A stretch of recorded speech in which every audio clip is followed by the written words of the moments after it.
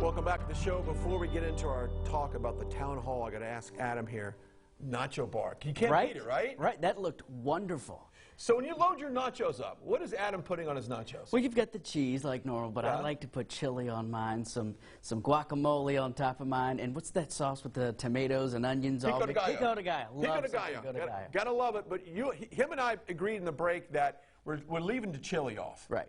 No chili, because we got to go back to work. No beans in the chili, at least. Yeah, no beans in chili, and these people back in the background don't want to be around us. Right. Okay, in all seriousness, Nexstar has got a great town hall going on tonight. Adam Hooper is joining us now to talk about this unique way for people to really get involved in what's going on in our state. Well, Nexstar has really done it up big for this. We've promoted it for a while, and we're going to have some moderators from anchors around the state of Texas, but mainly it's a town hall format, so about 10 minutes, I believe, is going to come from the anchors with the questions. The rest of the time, it's going to be the people in the audience with the questions, so the governors get to really connect with the people who, you know, go out to work every day and have to worry about, you know, their family and their children. He's going to be talking directly to them. And the next part that I think Nexstar really went out on is that we've been promoting all week long for people to take their cell phones, shoot a video of themselves asking a question to the governor, and email it to us. Isn't that cool? That is amazing. So they're not only going to get to see themselves at this town hall, they're going to get their important questions directly to the governor. So if you shoot that and send it to us, you know, maybe you'll see yourself. You might be on Fox 44. Okay, some of the issues that I know will be talked about.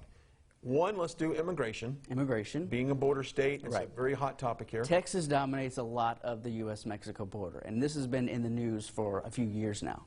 So it's reaching a boiling point up in D.C. with the president and Congress, both houses, both parties.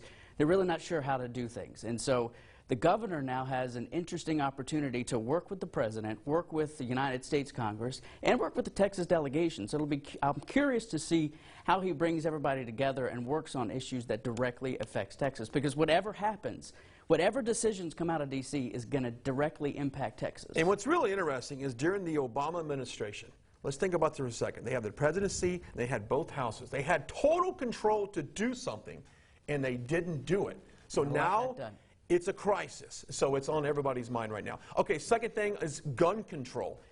I mean, obviously, if there's anything more polarizing or divisive than immigration, it's gun control. And especially coming off of just a few days ago, unfortunately, 22 El Paso citizens, Texas citizens, were gunned down at a Walmart. The governor is going to most definitely have questions fielded and sent to him about what are you doing on gun control? What are you doing for the citizens of El Paso to make sure stuff like this doesn't continue to happen? And you think the whole red flag conversation has been coming out? You think he's going to address that at all? I think he'll address that. I think he'll do his best to avoid issues that talk about, you know, limiting what kind of guns you can take and more of a mental health component to what he's going to do.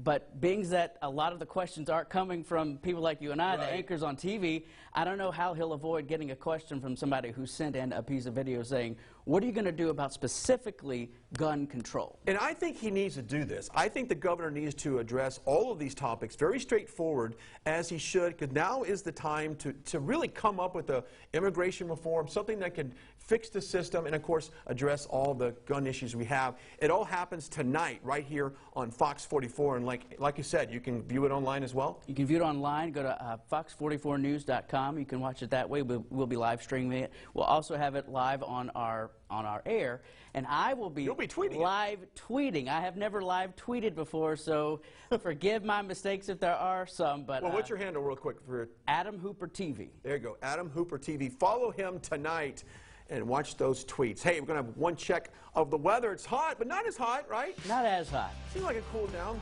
We'll take a look at that when we come back.